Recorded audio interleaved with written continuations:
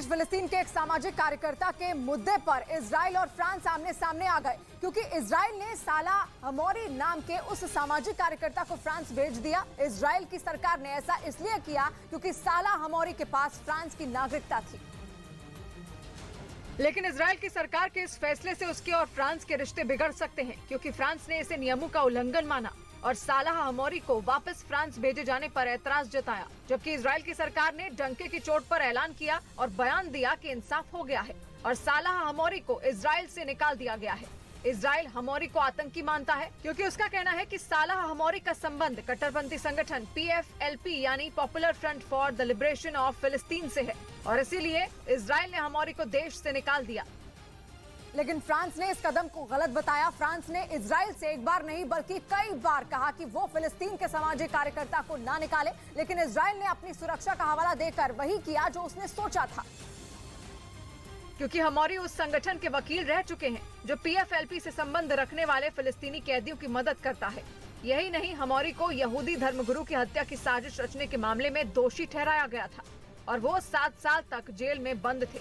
लेकिन 2011 में हमास के 7 कैदियों की अदला बदली के तहत उन्हें रिहा कर दिया गया था, जिसके बाद लगातार ये कोशिश हो रही थी कि यरूशलेम में पैदा हुए सालाह हमौरी को वहां भेजा जाए जहां उन्हें नागरिकता मिली है, यानी कि फ्रांस, क्योंकि यरूशलेम में पैदा हुए फिलिस्तीनी लोगों के पास सिर्फ वहां रहने का अधिकार होता है, उन्हें वहां की नागरिकता नहीं मिलती और इसीलिए उन्हें फ्रांस भेजा गया, जिसके बाद इजराइल और फ्रांस के बीच कूटनीतिक विवाद खड़ा होने का खतरा पैदा हो गया।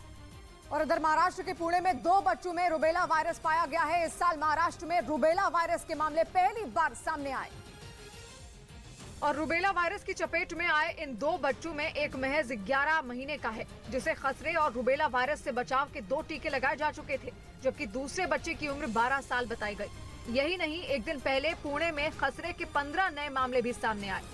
और इस बीच योग गुरु रामदेव का अश्लील कार्टून बनाकर सोशल मीडिया पर पोस्ट करने के मामले में केस दर्ज हो गया है। 2 कार्टूनिस्ट के खिलाफ पतंजलि की लीगल सेल ने केस दर्ज करवाया और रामदेव मामले में दोनों कार्टूनिस्ट पर धार्मिक भावनाएं भड़काने का आरोप लगाया। पुलिस ने देहरादून के रहने वाले दोनों कार्टूनिस्ट के खिलाफ मामला दर्ज कर उनकी तलाश शुरू कर दी है। और उधर नेपाली कांग्रेस के शेर बहादुर देउबा के फिर से नेपाल का प्रधानमंत्री बनने का रास्ता साफ हो गया है, जिससे चीन को जबरदस्त झटका लगा, क्योंकि शेर बहादुर देउबा और भारत के संबंध अच्छे माने जाते हैं। नेपाल में चुनाव के परिणाम आ चुके हैं, लेकिन किसी पार्टी को स्पष्ट बहुमत नहीं मिला। हालांकि अच्छी बात यह रही कि नेपाली कांग्रेस सबसे बड़ी पार्टी बनकर उभरी और नेपाली कांग्रेस के शेर बहादुर देउबा को संसदीय दल का नेता चुन लिया गया, जिसका मतलब ये हुआ कि उनके फिर से नेपाल का PM बनने का पूरा चांस है।